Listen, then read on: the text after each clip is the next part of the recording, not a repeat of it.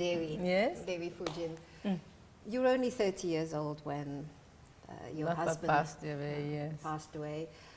And you know, since, I mean, you've become somebody who's always also associated with controversies.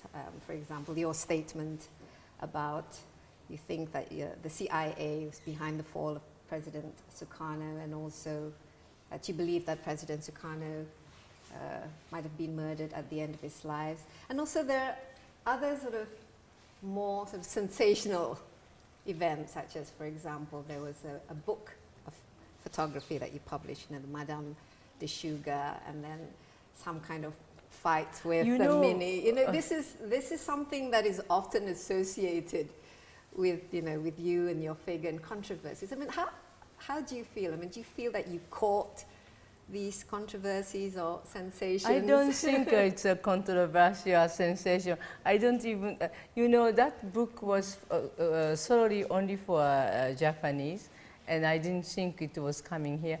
Anyway, I consider myself as an artist. Before I met Bappa, I was at a Toge production to be an actress. I was learning acting, voice, and dancing, and so forth. And then I was already playing a small part in Japanese television drama, and then also I was learning Japanese classic dance. And my first stage was at Mitsukoshi Theater. I can even show you, I was dancing Fujimusume, classic Japanese dances. And then also I paint. I wanted to become a painter too, and an artist. I have 2 times received prize before I was married to President. And then, but you know, in Japan, the women artists, the price of the painting was very low compared to the men's artists. And so I didn't think that to become a painter isn't that good idea, but still it was remaining as my hobby. I still paint, and I made a few years ago I made a private collection, I mean exhibition, and then in Paris I was with all the social friends, but still I was doing a lot of activities on art. And then in Japan, I have been dancing classic dances. I've been dancing in the Kabuki theater. I have been creating a lot of painting and exhibiting and so forth. So I consider myself as an artist. And I wrote about 8 books. I published already 8 books. And then I think I have a lot of talents, creative talents, and I consider myself as an artist. So even that photograph book, it was a part of my artistic expression. Yes. That book, it was expressing women's life, women's feeling of sadness, the happiness, the anger, the jealousy, the envy. And then each photograph is taken from the Japanese novel. And so it is, each scene is a famous scene of the famous Japanese novel. So it is completely, I consider it is an art book. It's not a... So Madame de Sugar is your artistic expression. Yeah. It's an art book. But how did you feel when the book was banned in Indonesia and people? First of all, it should not be even burned. It should not be. It should. I don't think it was burned. It should not even publish here. It was published in Japan. Why should you bring it here? Why? It's not even burned because it was not supposed to be published here anyway. It was supposed to be published in Japan because the mentality is different, the culture is different, the custom is different. You know, completely. It's none of your business. You understand?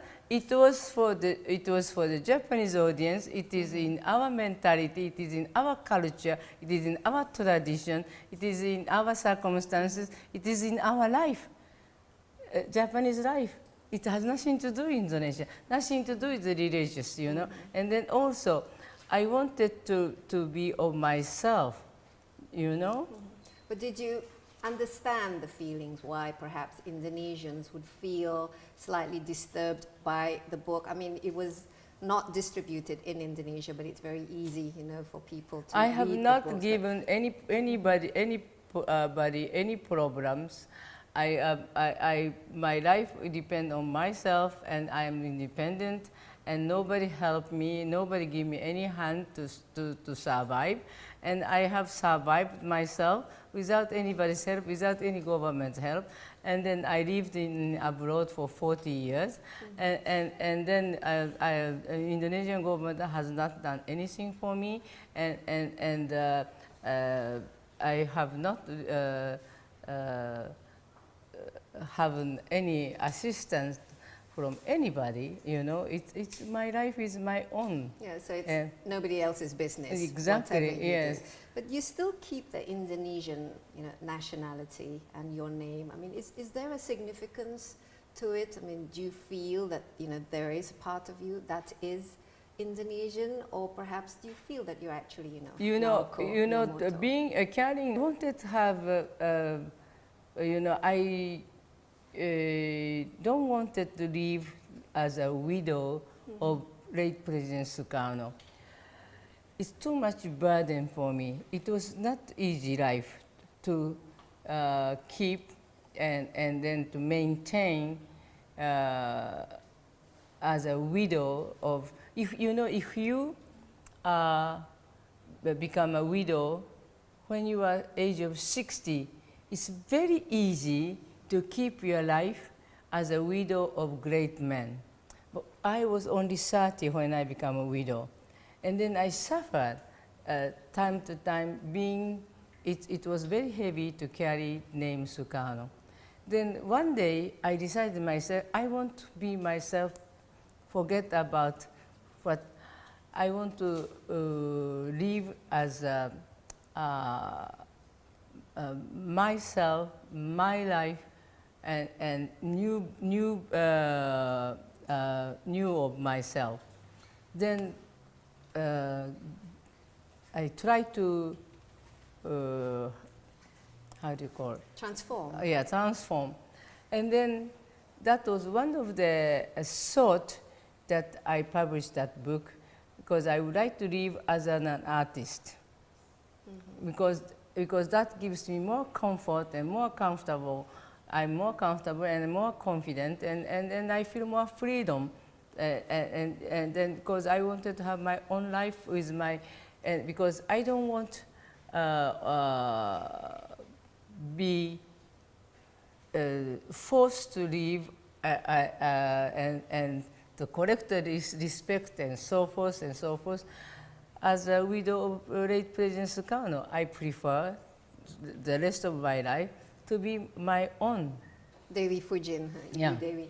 But until now, you still keep the Indonesian name and the Yes, Indonesian why nationality. should I change? What does it mean What, to you cannot change your nationality, your name.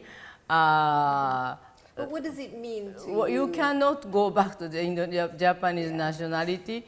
You cannot. You cannot. But what does What it mean to you having an you- Indonesian nationality? Does it mean anything to you? I have to tell you, it was very difficult for me to keep Indonesian passport, because to go to anywhere you need a visa. If I return to a Japanese passport, I don't need a visa for almost every country. You know, then sometimes I have to go abroad for location in Italy or any country, let's say America, France, any place. You need a visa, and all my Japanese staff can go. I cannot go sometimes because you need 2 weeks for visa for Schengen, you know, and then it's very difficult to keep Indonesian passport, but I stick to the Indonesian passport. But if you had the choice, Because that is the only passport I could come back to Indonesia free. You know, that's the only way.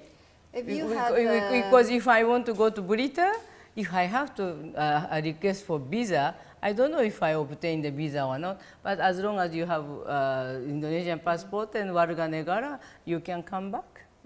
but if you had the choice and you could relinquish, would you rather go back to being now? I have no merit I don't have any more relative in Japan, and there's no reason to become and then also you have to go through so much papers to go back to Japanese nationality. Very difficult. You maybe have to live 20 years to get Japanese citizenship. You are completely treated like foreigners. I tried one time. So how was life for you in the 40 years after you lost your husband? I mean, I know you know, businesswoman, you're an artist, but you're also a socialite, and you moved, you know, you were in the States, you were in Europe. I tell you, what did you do? I have many people, you know, I feel a little bit sometimes strange when people say, oh, Dewi Soekarno is very lucky, she has beautiful clothes, expensive fur, jewelry, she traveled Monte Carlo, Paris, London, New York, like a jet set life, etc. I work 3 times more than anybody. I did the effort 3 times more than anybody. I studied 3 times more than anybody. And I slept only 1/3 of everybody. Even up to now.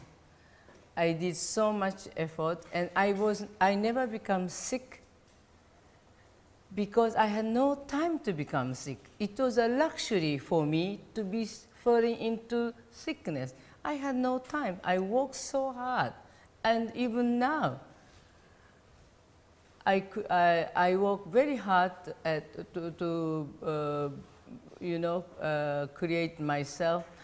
It was very hard when I was living in France to keep dignity of name Soekarno, even in New York.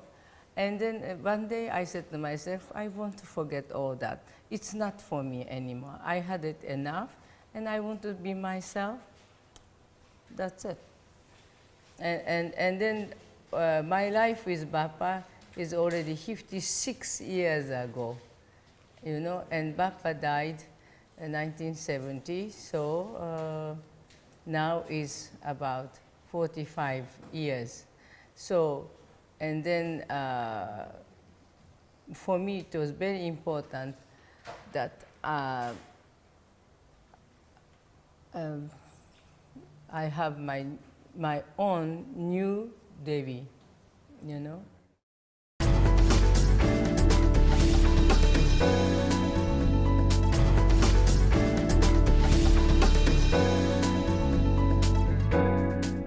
Yes, and I created myself. Who is the real Dewi? What? Who is the real Dewi? What drives the real Dewi? The energy, where does it come from? And what I is tell you, within my energy sometimes comes from the anger, because you know. Anger gives me great energy, but a positive energy, because you know, now I live in Japan. So many things happening in the world, injustice, unfairness, you know, so many things, and then makes me very angry, and that brings me so much energy and power, because I think I can do something.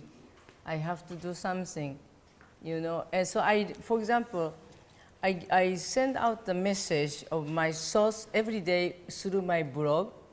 And my blog is also read by many, many millions of people in Japan, because my blog is considered quite important. And you've had this blog for 7 years. Yes, and already done. Yeah. You've been writing for this blog every single day. Yes, yes. Where do you get your ideas and thoughts? No, because every day you see in television, in the newspaper, some very horrible murder happening, or school children commit suiciding, you know, or between children and children having a fight and being killed, or some crazy people just stabbing people, or I see this Islam country. I wonder why America have to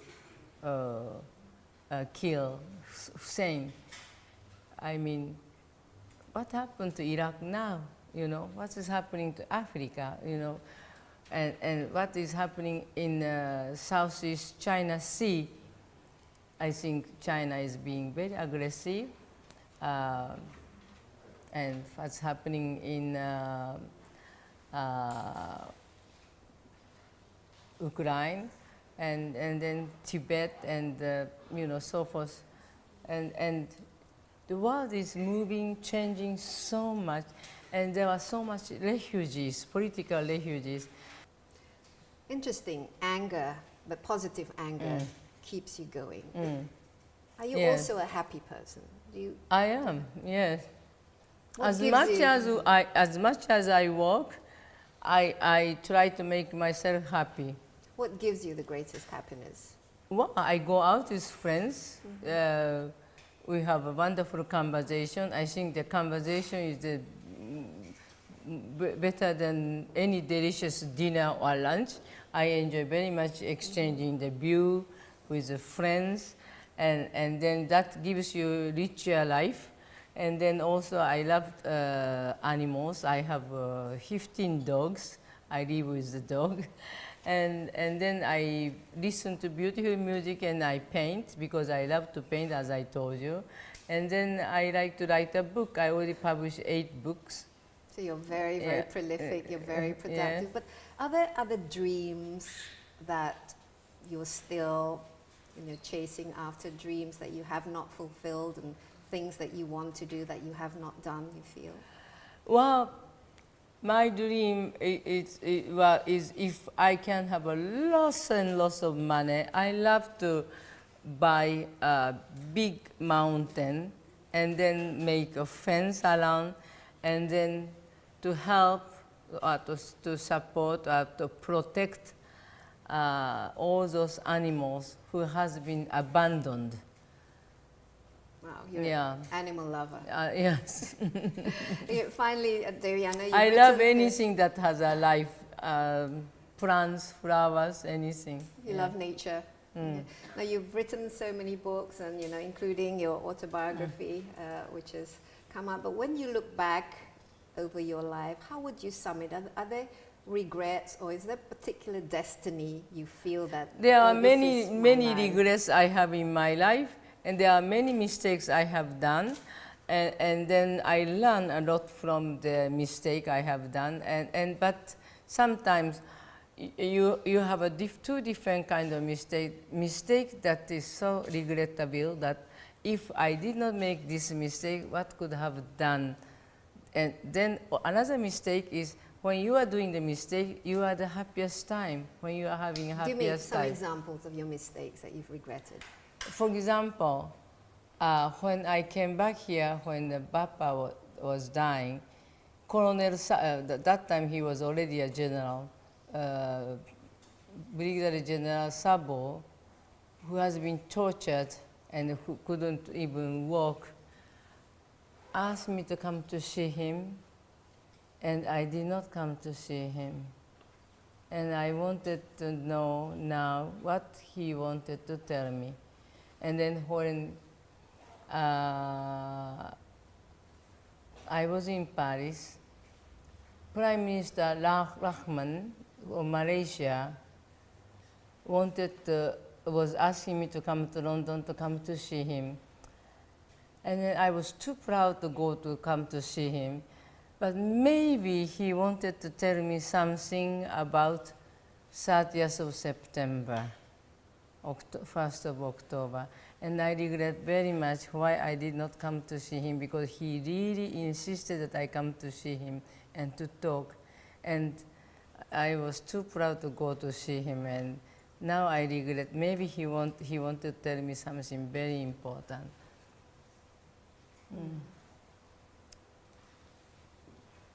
But I went to see Colonel Latif in jail, and he gave me a very important information, which is in my book. One I was, was not courageous enough to see Colonel Sabu because I had some anger against him for something which was very small, and maybe it was a misunderstanding. I didn't come to see him, and I still regret very much.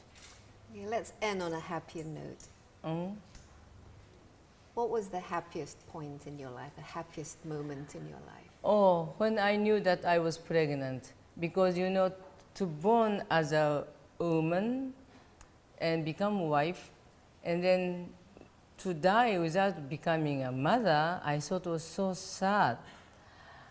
So when doctor told me I'm pregnant, I really felt so happy. But if I did not have Karina, if I was going to die when he dies, because he made a last testimony saying that I should be buried in his grave. So I believed completely that I would die with him if I did not have a child. Dewi Fujin, Yes. thank you so much for sharing with me. And I wish you the best of luck and many more books to come, many more projects ahead of you, and more jumping off planes, bungee jumping, and riding on dolphins, and more circus acts. Well, that was challenging, but I like to challenge because now I'm 75 years old, and then I give encouragement to Japanese old ladies, that showing that what people think that is impossible to do, I made it. So that is encouragement to Japanese old people. Yeah. Okay, well. Having a spirit of challenging, I think, is very important for keeping you young. Yes, I Yeah. think that is the secret to your youth, energy, and beauty, is having courage. Yeah. Okay, thank you very much.